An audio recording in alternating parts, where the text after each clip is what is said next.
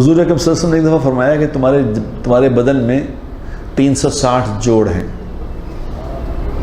اب کس کتاب سے پڑھ کے فرمایا انہوں نے کہ انسانی باڈی میں 360 جوڑ ہیں؟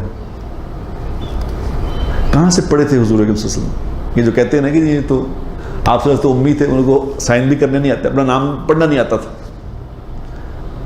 اپنا نام نہیں، آپ صلی اللہ علیہ وسلم اپنا نام نہیں پڑھ سکتے تھے.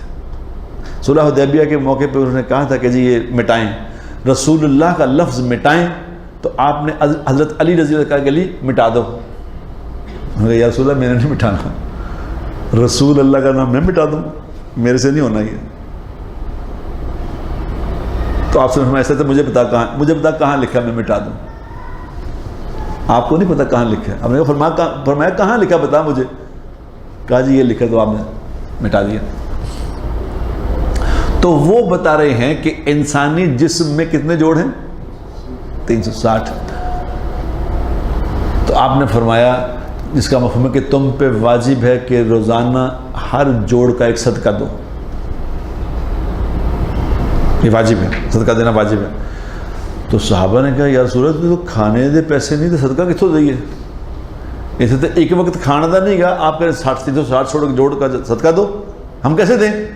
تو پھر آپ نے فرمایا نہیں، اللہ کریم ذات ہے، سبحان اللہ کہنا صدقہ ہے، الحمدللہ کہنا صدقہ ہے، اللہ اکبر کہنا صدقہ ہے، لا الہ الا اللہ کہنا صدقہ ہے.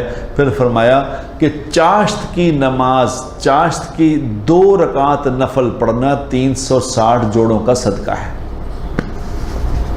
چاشت میں 2 رکعت نماز پڑھ لو، سارا صدقے ہو گئے، اور ساتھ ہی تمہاری روزی کا مسئلہ بھی حل ہو گیا. حضور اکرم صلی اللہ علیہ وسلم یہ فرما رہے ہیں، حضور اکرم صلی اللہ علیہ وسلم یہ فرما رہے ہیں کہ مومن کی روزی چاشت کی نماز ہے.